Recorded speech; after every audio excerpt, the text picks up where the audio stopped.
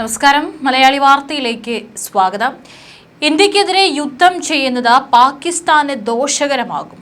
ഈ ഒരു മുന്നറിയിപ്പ് നൽകിയിരിക്കുന്നത് പാകിസ്ഥാന്റെ മുൻ എയർ മാർഷൽ മസൂദ് അക്തർ എന്ന് പറയുന്ന വ്യക്തിയാണ്. ഇത് തന്നെയാണ് പാകിസ്ഥാനോട് ലോകം മുഴുവൻ വിളിച്ചു പറയുന്നത്. ഇന്ത്യക്കെതിരെ യുദ്ധം ചെയ്യുന്നത് പാകിസ്ഥാന് ദോഷകരമാകും. അത് എത്രത്തോളം ദോഷകരമായിരിക്കും എന്നുള്ളത് പാകിസ്ഥാൻ ഇപ്പോൾ അനുഭവിച്ചുകൊണ്ടിരിക്കുകയാണ്. പക്ഷെ ഇപ്പോഴും അടിയറവ് പറയാൻ പാകിസ്ഥാനെ കൊണ്ട് സാധിച്ചിട്ടില്ല. എത്ര വരെ പാകിസ്ഥാൻ പോകുമെന്ന് തന്നെയാണ് ഇന്ത്യയും നോക്കിയിരിക്കുന്നത്. പാകിസ്ഥാൻ മാധ്യമമായ ഡോൺ ടിവിക്ക് നൽകിയ ഒരു പ്രതികരണത്തിലാണ് ഇപ്പോൾ മുൻ പാക് എയർ മാർഷൽ ആയിട്ടുള്ള മസൂദ് അക്തർ തന്റെ ആശങ്കകൾ പങ്കുവച്ചിരിക്കുന്നത്. പാകിസ്ഥാന്റെ സൈനിക ശക്തി ഇന്ത്യക്ക് മുന്നിൽ ദുർബലമാണ് എന്ന് സമ്മതിക്കുന്ന തരത്തിലാണ് മസൂദ് അക്തറിന്റെ പ്രതികരണം വന്നിട്ടുള്ളത്.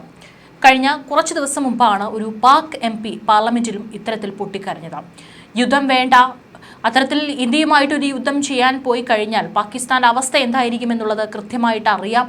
അത് മുൻകൂട്ടി കണ്ടുകൊണ്ടാണ് ഒരു പാക് MP, അദ്ദേഹം ഒരു മുൻ പാക് സൈനികൻ കൂടിയാണ്. അപ്പോൾ കൃത്യമായിട്ട് അറിയാം പാകിസ്ഥാന്റെ കയ്യിൽ എന്തൊക്കെ ആയുധ ശേഖരണങ്ങളാണുള്ളത്, പാകിസ്ഥാന്റെ ശക്തി എത്രത്തോളം ഉണ്ടാകും എന്നുള്ളത് കൃത്യമായി അറിയുന്ന ഒരു മുൻ സൈനികനാണ്, പാക് MP ആയിട്ടുള്ള ആളാണ് അന്ന് പാർലമെന്റിൽ പൊട്ടിക്കരഞ്ഞത്. അദ്ദേഹം ദൈവത്തെ വിളിച്ചുകൊണ്ടാണ് കരയുന്നത്. ഇപ്പോഴും ഒരു മുൻ പാക് സേനയിലുള്ള ഒരു വ്യക്തി തന്നെയാണ് വീണ്ടും ഈ ഒരു പ്രതികരണം നടത്തിക്കൊണ്ട് രംഗത്ത് വരുന്നത്. ഇന്ത്യക്ക് 16 ലക്ഷം സൈനികരുണ്ട്, നമ്മുടേത് വെറും 6 ലക്ഷം മാത്രമാണ്. എത്ര യുദ്ധം നടത്തിയാലും നമ്മളെ രക്ഷിക്കാൻ കഴിയില്ല. നമ്മുടെ നേതൃത്വത്തിന്റെ ജോലി ഭാവിയിലേക്ക് നോക്കുക എന്നതാണ്. രംഗങ്ങൾ ആശങ്കാജനകമാണ്. ഇതിന് ഞങ്ങൾക്ക് ഉത്തരമില്ല. സ്ഥിതി കൂടുതൽ വഷളായിക്കൊണ്ടിരിക്കുകയാണ്. അമേരിക്ക സമ്മർദ്ദം ചെലുത്തുന്നതുവരെ സംഘർഷം ലഘൂകരിക്കൽ നടക്കില്ല എന്നാണ് അദ്ദേഹം പറഞ്ഞിരിക്കുന്നത്.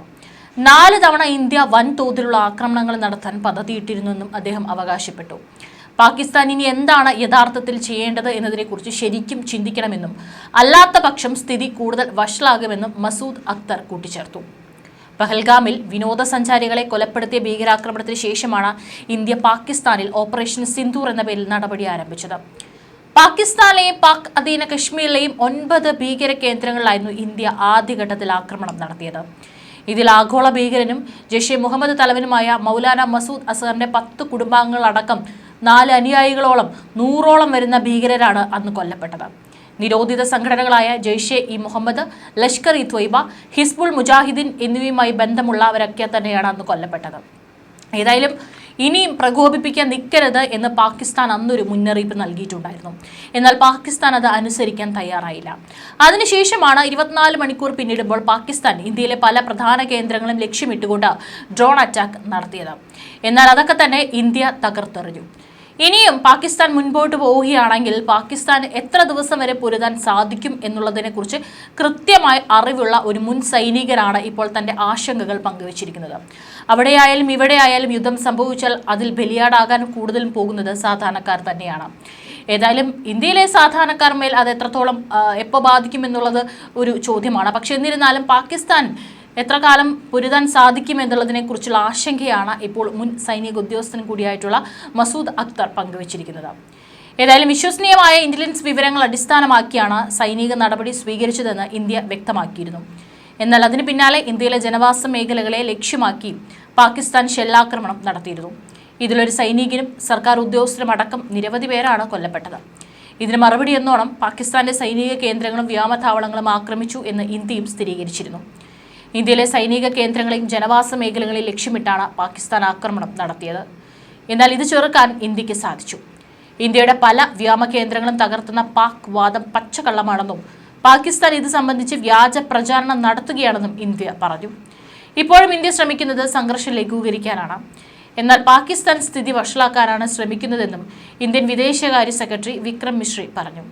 ശ്രീനഗർ, അവന്തിപൂർ, ഉധംപൂർ എയർബേസുകളിലെ മെഡിക്കെയർ സെന്ററുകളും സ്കൂളുകളും പാകിസ്ഥാൻ ലക്ഷ്യമിട്ടിരുന്നു. അതിർത്തിയിൽ പാക് സൈനിക നീക്കം ശ്രദ്ധയിൽപ്പെട്ടിട്ടുണ്ട്. ഇത് സംഘർഷം കൂടുതൽ വഷളാക്കാനുള്ള അവരുടെ ഉദ്ദേശത്തെ സൂചിപ്പിക്കുന്നുവെന്നും ഇന്ത്യ ചൂണ്ടിക്കാട്ടി. ഇന്ത്യൻ സായുധ സേന തിരിച്ചറിഞ്ഞ സൈനിക ലക്ഷ്യങ്ങളിൽ മാത്രമാണ് കൃത്യമായ ആക്രമണം നടത്തിയത്. എന്നാൽ പടിഞ്ഞാറൻ അതിർത്തികളിൽ പാകിസ്ഥാൻ സൈന്യം തുടർച്ചയായി ആക്രമണം നടത്തി വരികയാണ്. പാകിസ്ഥാൻ 26-ലധികം സ്ഥലങ്ങളിൽ വ്യോമമാർഗം നുഴഞ്ഞു കയറാൻ ശ്രമിച്ചു. ഇന്ത്യൻ S-400 സംവിധാനം നശിപ്പിച്ചതായും സൂറത്തിലെയും സിർസയിലെയും വ്യോമത്താവളങ്ങൾ നശിപ്പിച്ചതുമായുള്ള പാകിസ്ഥാൻ അവകാശവാദങ്ങൾ തെറ്റാണെന്നും ഇന്ത്യ വ്യക്തമാക്കി. അതേസമയം ഗുജറാത്തിലെ പാക് അതിർത്തിയോട് ചേർന്നുള്ള മുഴുവൻ സൈനിക കേന്ദ്രങ്ങൾക്കും അതീവ സുരക്ഷ ഏർപ്പെടുത്തിയിരിക്കുകയാണ് സൈന്യം. ഇത്തരം കേന്ദ്രങ്ങൾക്ക് 2 കിലോമീറ്റർ ചുറ്റളവിലുള്ള മുഴുവൻ വാഹനങ്ങളും മാറ്റിയിരിക്കുകയാണ്. പൊതുജനങ്ങൾ ഈ പ്രദേശത്തുകൂടെ യാത്ര ചെയ്യരുതെന്ന പ്രത്യേക നിർദ്ദേശവും നൽകിയിട്ടുണ്ട്. പഞ്ചാബിലും സംഘർഷ സാധ്യത നിലനിൽക്കുകയാണ്. ഗുർദാസ്പൂരിൽ പാക് സ്ഫോടക വസ്തു പതിച്ച് നിലം കുഴിഞ്ഞുപോയി എന്ന വിവരവും പുറത്തു വന്നിട്ടുണ്ട്. എന്നാൽ ആളപായം സംഭവിക്കുകയോ ആർക്കും പരിക്കേൽക്കുകയോ ചെയ്തിട്ടില്ല. തുടർന്ന് പഞ്ചാബ് ഭരണകൂടം ജനങ്ങൾക്ക് പ്രത്യേക നിർദ്ദേശങ്ങൾ നൽകിയിട്ടുണ്ട്. ആളുകൾ കൂട്ടം കൂടരുത്, കൂട്ടം കൂടി പുറത്തിറങ്ങരുത്, വാളുകൾ പോലുള്ള ഇടങ്ങളിലെ സന്ദർശനം ഒഴിവാക്കണം തുടങ്ങിയ നിർദ്ദേശങ്ങളാണ് നൽകിയിരിക്കുന്നത്. മെയ് 9 നിയന്ത്രണ രേഖയോടും അന്താരാഷ്ട്ര അതിർത്തിയോടും ചേർന്ന ജനവാസ മേഖലകൾ ലക്ഷ്യമിട്ട് പാകിസ്ഥാൻ ആക്രമണം നടത്തിയിരുന്നു. എന്നാൽ ഇന്ത്യൻ വ്യോമ പ്രതിരോധ സംവിധാനം ഈ നീക്കങ്ങൾ പരാജയപ്പെടുത്തിയിരുന്നു. ഇതിന് പിന്നാലെ ജമ്മു, സാംബ, പത്താൻകോട്ട് മേഖലകളിൽ പാകിസ്ഥാന്റെ ഡ്രോണുകൾ കണ്ടെത്തിയതായും റിപ്പോർട്ടുണ്ടായിരുന്നു. കഴിഞ്ഞ ദിവസങ്ങളിൽ രാജ്യത്തിന്റെ വടക്കൻ പടിഞ്ഞാറൻ ഭാഗങ്ങളിലുള്ള നിരവധി ഇന്ത്യൻ സൈനിക താവളങ്ങൾ ലക്ഷ്യമിട്ട് പാകിസ്ഥാൻ നടത്തിയ വലിയ തോതിലുള്ള ഡ്രോൺ മിസൈൽ ആക്രമണങ്ങൾ ഇന്ത്യൻ സൈന്യം വിജയകരമായി നിർവീര്യമാക്കിയിരുന്നു. ഇതിനൊപ്പം ലാഹോറിലെ വ്യോമ പ്രതിരോധ സംവിധാനവും തകർക്കപ്പെട്ടിരുന്നു. സംഘർഷത്തിന്റെ തീവ്രത പ്രതിദിനം വർദ്ധിക്കുന്ന സാഹചര്യത്തിൽ ഇരു രാജ്യങ്ങളോടും സംയമനം പാലിക്കാൻ ആവശ്യപ്പെട്ടിരിക്കുകയാണ് G7 രാജ്യങ്ങൾ. ഇരു രാജ്യങ്ങളും ചർച്ചകൾ നടത്തണമെന്നും ഇനിയും സംഘർഷങ്ങൾ ഉണ്ടാകരുതെന്നും കൂട്ടായ്മ ആവശ്യപ്പെട്ടു.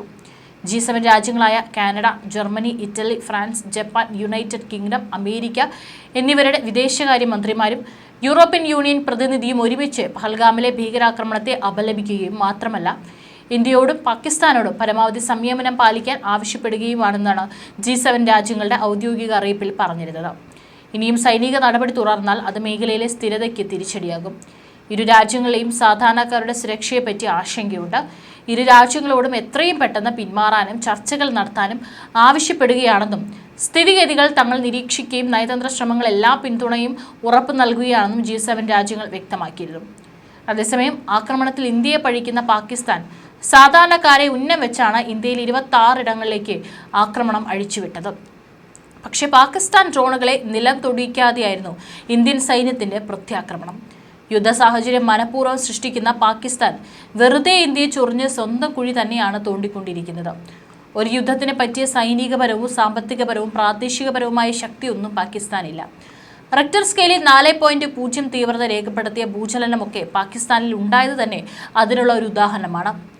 പാക് പ്രകോപനങ്ങൾക്ക് കനത്ത തിരിച്ചടി നൽകിയതായി ദൃശ്യങ്ങൾ സഹിതമാണ് ഇന്ത്യ വ്യക്തമാക്കിയത്. ശനിയാഴ്ച രാവിലെ 11 മണിയോടെ നടത്തിയ വാർത്താ സമ്മേളനത്തിലാണ് ദൃശ്യങ്ങളടക്കം കാണിച്ച് മറുപടി നൽകിയത്. വിമാനങ്ങളെ മുൻനിർത്തിയും ആശുപത്രികൾ ലക്ഷ്യമാക്കിയും അടക്കം നീചമായ രീതിയിലാണ് പാകിസ്ഥാൻ ഇന്ത്യയെ നേരിട്ടതെന്നും വ്യക്തമാക്കി. വാർത്താ സമ്മേളനത്തിൽ വിദേശകാര്യ സെക്രട്ടറി വിക്രം മിശ്രി, ഉന്നത സൈനിക ഉദ്യോഗസ്ഥയായി വിംഗ് കമാൻഡർ വ്യോമിക സിംഗും ഉണ്ടായിരുന്നു. ജനവാസ മേഖലകളിൽ തുടർച്ചയായി പാകിസ്ഥാൻ ആക്രമണം നടത്തി. പാക് സൈനിക താവളങ്ങൾക്ക് നേരെ ഇതിനെ ഇന്ത്യ തിരിച്ചടിച്ചു. ലാഹോറിൽ നിന്ന് പറന്നുയർന്ന സിവിലിയൻ വിമാനങ്ങളുടെ മറ പിടിച്ചാണ് ഇത്തരം ആക്രമണം പാകിസ്ഥാൻ നടത്തിയതെന്നും സോഫിയ ഖുറൈഷി പറഞ്ഞു. S-400 സൂക്ഷിച്ചിടം, ബ്രഹ്മോസ് ഫെസിലിറ്റി എന്നിവ നശിപ്പിച്ചെന്നും വ്യാജ പ്രചാരണം പാകിസ്ഥാൻ നടത്തുന്നു. ഇത് പൂർണ്ണമായും ഇന്ത്യ തള്ളിക്കളയുകയാണ്. പാകിസ്ഥാൻ അതിർത്തിയിൽ വിന്യാസം കൂട്ടിയതായി കാണുന്നുണ്ട്. ടെറിറ്റോറിയൽ ആർമി അടക്കം സജ്ജരാക്കി ഇന്ത്യ ജാഗ്രതയോടെ തുടരുമെന്നും സൈന്യം വ്യക്തമാക്കി കഴിഞ്ഞു. മറ്റേതിൻ്റെ ഇൻട്രോയാണേ, ഇൻട്രോ അല്ല, അതിൻ്റെ ഉള്ളിൽ ആഡ് ചെയ്യാനുള്ളത്.